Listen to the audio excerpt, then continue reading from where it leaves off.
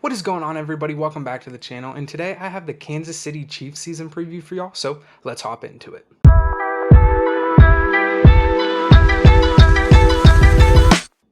And if you like these types of videos, please consider subscribing. But anyway, last year they finished with a 14-3 record, which was good enough for first place in the AFC West, first place in the AFC as a whole, and they went on to win the Super Bowl 38-35 against the Philadelphia Eagles. So Kansas City, once again, Super Bowl champions. So this is Patrick Mahomes and company's second Super Bowl win. So congrats to them, but it'll be another tough season to get back, especially with the loaded AFC.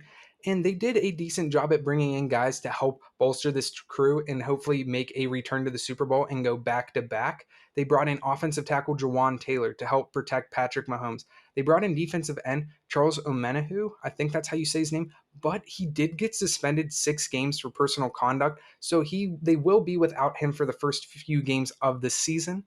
They brought in quarterback Blaine Gabbert to back up Patrick Mahomes. They also got offensive tackle Donovan Smith, another guy to just protect Mahomes, and defensive tackle Phil Hoskins. And they re-signed guys like offensive guard Nick Algeretti, defensive tackle Derek Nottie, punter Tommy Townshed, running back Jared McKinnon, and defensive back Deion Bush. So just a few veteran guys that they brought back to help their chances of running it back and winning another Super Bowl. And they did lose a handful of guys. Quarterback Chad Henne, Patrick Mahomes backup, he did retire from the league.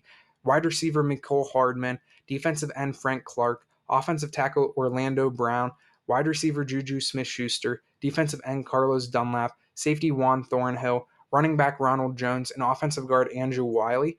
So they did a good job at refilling those needs through free agency and re-signing guys that were free agents. But with the guys they didn't, they kind of addressed those needs through the draft. And with their first pick, they got defensive end Felix and DK Uzama. Then they got wide receiver Rashee Rice. Then they got offensive tackle Wanya Morris. Then they got safety Charmani Connor, linebacker BJ Thompson, defensive tackle Keandre Coburn, and cornerback Nick Jones. So a lot of the holes and a lot of the guys that left, they did a good job at addressing those needs, whether it be through the draft or free agency. So good on them.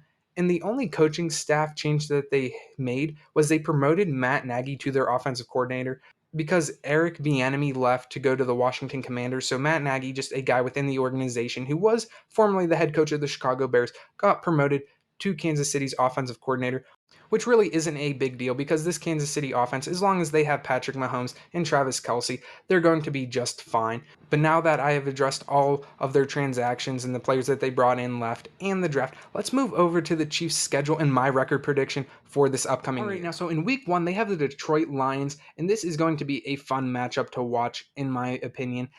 I remember a few years ago when Jared Goff was on the Rams. I want to say it was like 2018 because I want to say it was like when all the color rush jerseys came out.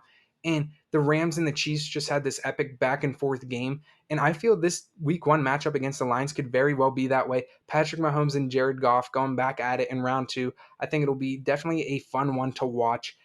And I do think the Chiefs will pull this one out in the end, but it'll just be fireworks to start off the season. So I'll give them a win right there in week 1. Then in week 2, they have the Jacksonville Jaguars in Jacksonville.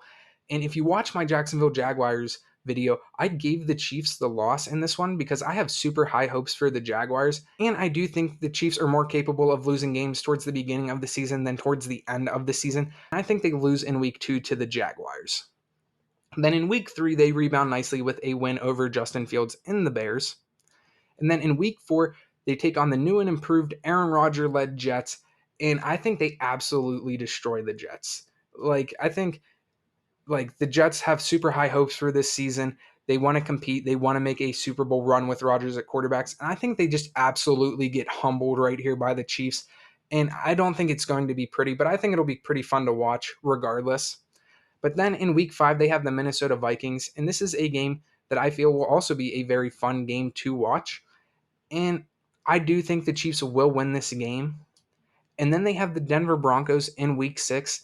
And I do feel they will sweep the Broncos this year. So I'll give them the win right here in week 6, as well as right here in week 8.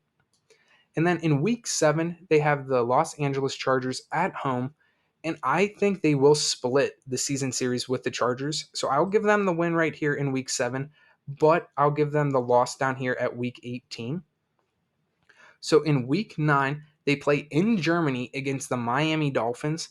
And I do think the Dolphins are going to be a good team this year. And with this being in Germany, I do think that gives the Dolphins a little bit of an advantage just because, new country, new change of scenery, anything can happen. I mean, it is the NFL. Anything can happen any given week. But I just think there's a lot of moving parts around with this game.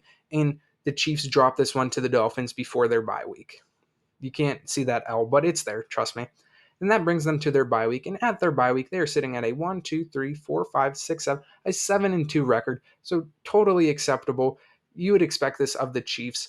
So not too much to talk about right there. And then coming out of the bye, they have the Philadelphia Eagles. This is a rematch of the Super Bowl.